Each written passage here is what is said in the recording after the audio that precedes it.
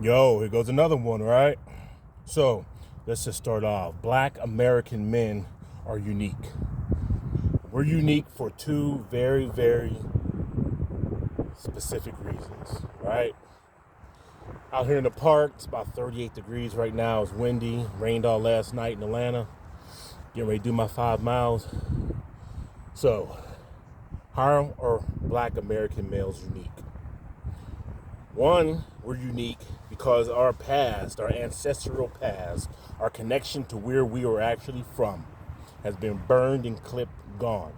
Just like fallopian tubes, or just like getting a vasectomy, burned, clipped, and gone. That's one of the ways we're unique. The other way that we're unique is that we're the only group of men who are actually feared by the United States government. And of course, I'm going to explain it, right?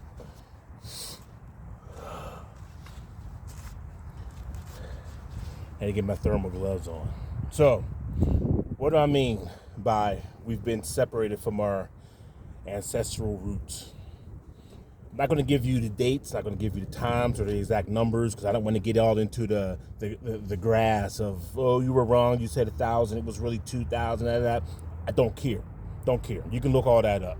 So, black men were brought over to this country to farm, to do the farming, the hard work that was needed, that the Europeans needed the black men to come over here to do, right? But they were having problems with those black males. Why? Because those black males knew who they were, their ancestry, and they knew their past, they knew their fathers, they knew what they were connected to. So there was always problems. So at a certain point, it's like, look, enough of the problems. We're going to stop bringing Africans over, period. We're just done. But what happened is, industry started kicking up, technology started catching up with farming. So now they needed more people to work because now the technology, the industry is getting better. But they're like, we can't bring more over because we already said we're going to stop. What did they do? They brought over females. Initially, they were only bringing over males. So they brought over some females. Now they were bringing over large quantities of females. For what? Breeding. Just like you breed animals. They were breeding. There were breeding farms. Carolina, Maryland, Virginia, breeding farms. Look it up. So they went from, let's say, 100,000 black men here and sparsely black women to a couple million. It didn't take that long for that time span to make those many people. But when those people were born, they weren't told their heritage and their ancestry and this, that, and the other. You were told, hey, you're a Christian, here's your Bible, go out in the field and start working. So after a couple years of that going on, and I'm just saying years, it could be many years. Of course, this is about 1800s. This is going on 1860s. This is going on. After a certain point, there is no backtracking. That's what I'm trying to say. The average black American male, father, grandfather, great-grandfather, and then it falls off. That's the average. Now, you may say, no, I know people who know where they're from and blah, blah, blah. That's great, fine and dandy. Or you can get DNA tests done in African. You know where Africa has over 50-something countries, dialects, and everything else going on. There's no American black males in large quantities that can go to Africa and be successful. It's not going to happen because they are very tribal. They're very ancestral. They're going to say, where are you from? Who are your people? And blah, blah, blah. The same thing would go on if you go in certain neighborhoods in America and they be like, where are you from? What set you from? Who you know? Same concept in a much huge scale when it comes to Africa. So this whole is go back to Africa, but just pick a point somewhere in Africa, throw a dart and say, all right, I'll just go to that country and figure it out. That's not how it works. That's how the American black male is unique. We are unique to this country, period. And other nationalities know this, and they know we're unique to this country. I may look the way I look, go overseas and be mistaken for somebody else, but as soon as I open my mouth, I'm like, boop, American. Number two, being the most feared by the United States government. Why do I say that? Once slavery was over, they sent the people on. Y'all be fruitful and multiply. But what happened was the black men being resourceful as the black men are, because of that energy we have in us, it's just naturally there. We were resourceful, we're making things, we're building churches, we got communities, we got hospitals, stores, and the government's like, oh, we can't have this going on.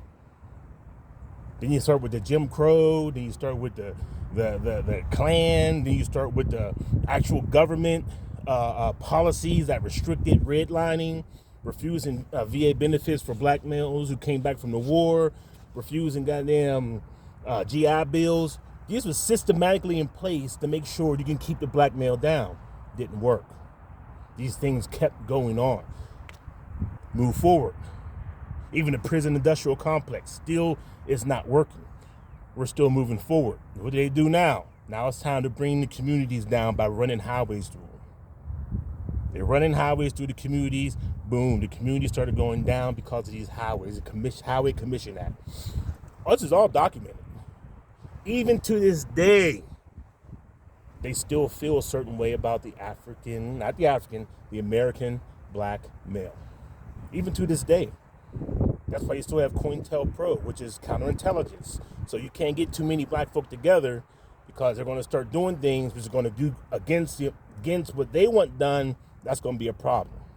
You see it today. We have black billionaires and millionaires. Why haven't more been done for the communities, for the black people, American black males in general, American black community in general? Tell me why none of this has been done. The powers that be will not let that happen. There still isn't, I think to this date, there still isn't a black owner of an NFL team. Or the majority of sports, like we don't have enough money for that. We'll let Tyler Perry build his studio and we'll let this person do that. You know, Jordan, I think, owned the Charlotte Hornets and the Nets or whatever. You can do that small little things. You ain't gonna do big things. It's the fear. It's just that simple.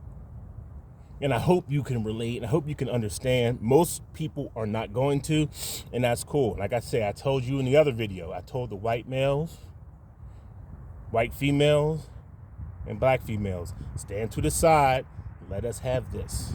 Let us have this little area right here. Even when it comes to YouTube, social media, and things like that, black media is throttled down. Now you're going to be like, well, you're a victim, you're claiming victim. Oh, I'm far from a victim. I'm doing better than a lot of white males out there. Trust and believe, both physically and mentally, because you know I'm all about mental health, doing better than a lot of white males out there. I'm not a victim.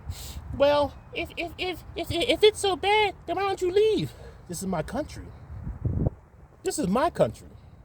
I served in the Air Force. My country.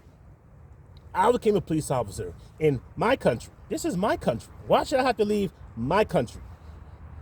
My country. Why should I have to leave? Why should I have to leave? And now that I know how this place really functions and really how it works, because we weren't told for so long, even you don't know how it actually works and how money moves around. Why would I leave now that I know how all this stuff actually works? It's sad that it took this long to figure it out. It's sad that you were never told. You have to go and figure it out yourself.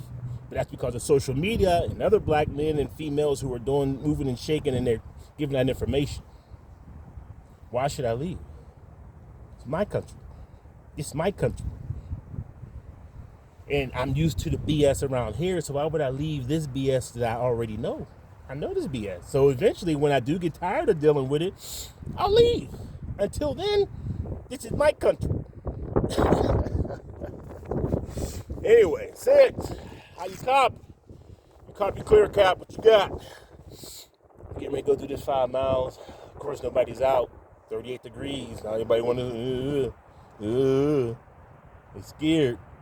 That's subconscious, man. It just tells you, man, we got to do this. It's what we do. This is what we do. This is what we do. I'm out.